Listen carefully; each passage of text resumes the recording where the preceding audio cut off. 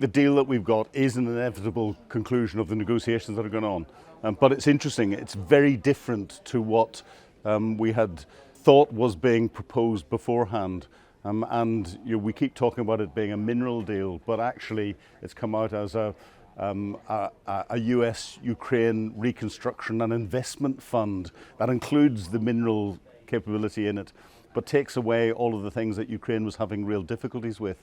For example, the US having total control over it. They don't have that. It being tied into a debt that Ukraine was expected to pay for previous US support. That's not in there.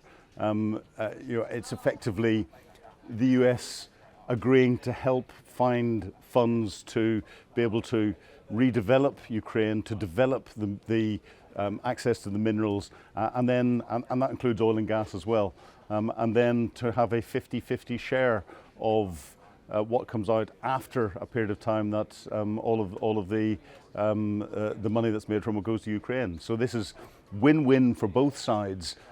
Bigger win for Ukraine compared to what had happened beforehand.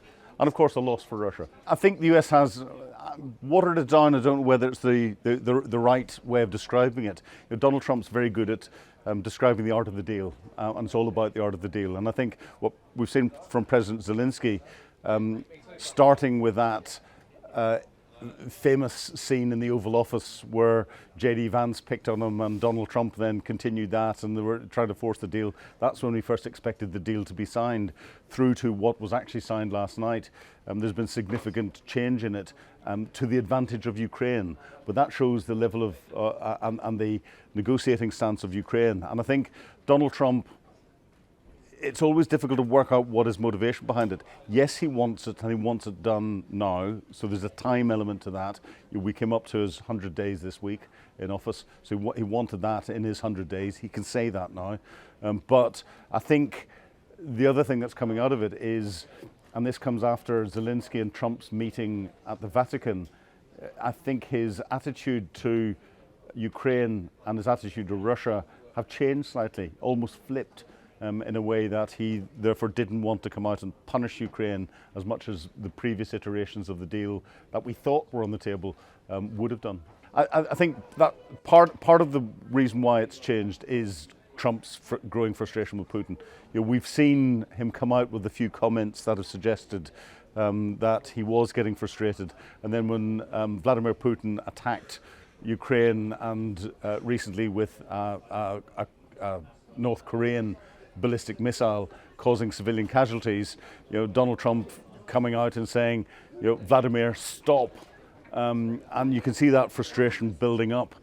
But again, I think a lot of this comes down to the negotiations, the behind the scenes work that's been going on, not just by President Zelensky, but here's where I think Francois Macron, the French president, and Keir Starmer, our own Prime Minister, have been involved in trying to make things and set the scenes in the background to make things come out more on Ukraine's side than anything else, and change the way Donald Trump was thinking. And I think it's the combination of Zelensky, Starmer and Macron and Trump's changing attitude to what Putin is doing after he sat down, and Zelensky, that 15 minutes was invaluable face-to-face. Zelensky managed to convince Trump of the reality of what's going on the ground. And of course in this deal it turns around and very clearly in the opening paragraphs describe Russia's full-scale invasion of Ukraine. And this is the United States for the first time ever putting the blame for the war clearly at Russia's door. Trump beforehand had suggested that Ukraine had started it. Now it's in black and white. They're saying that the Russians started it. Putin never lashes out. Putin's a very cautious individual, but Putin will be feeling quite bruised this morning. However, Putin's been playing up to this.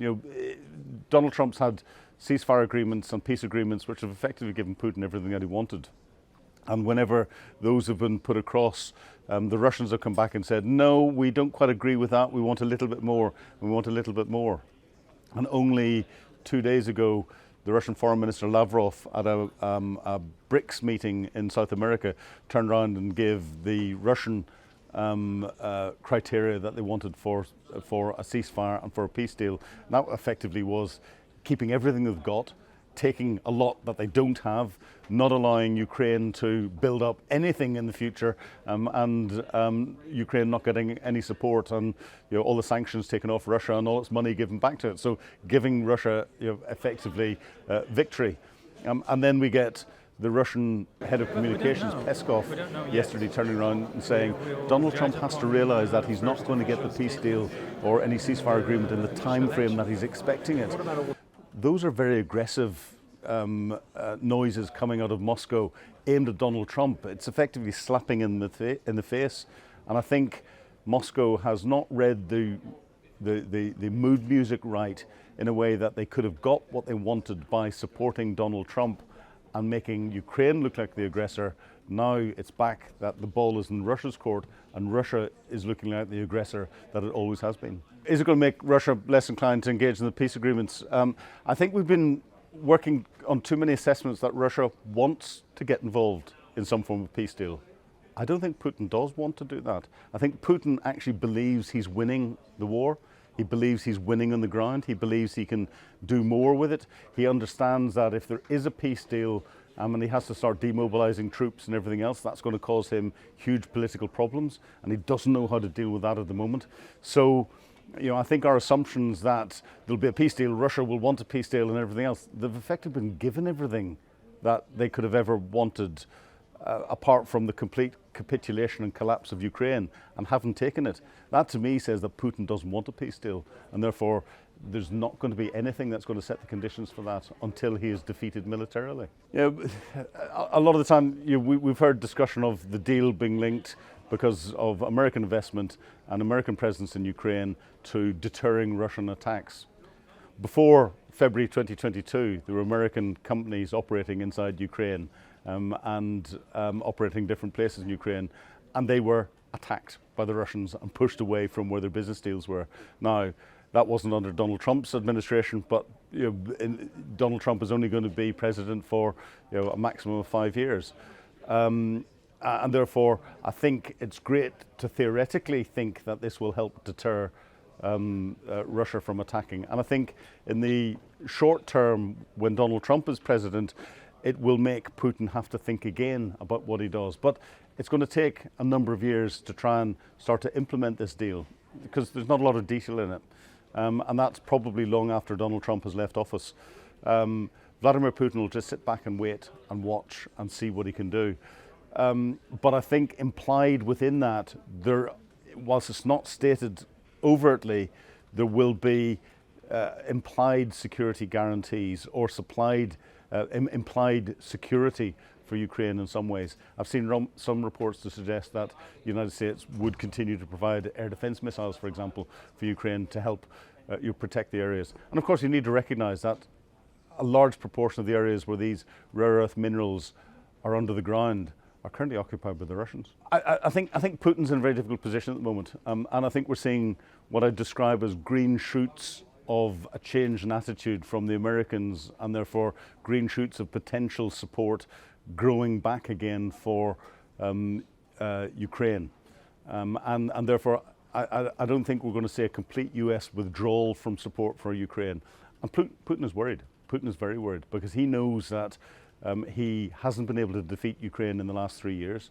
He has failed to achieve his strategic objectives of collapsing the Zelensky government and turning Ukraine into a puppet state like Belarus is. And his troops haven't been able to move very far on the front lines in the east.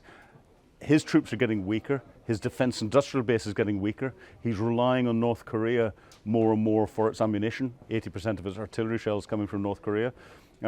Ukrainians are, on paper, getting stronger, but actually in their activities are getting stronger. Your big weapons dumps are being hit by Ukrainian drones thousands of kilometers from Ukraine's border.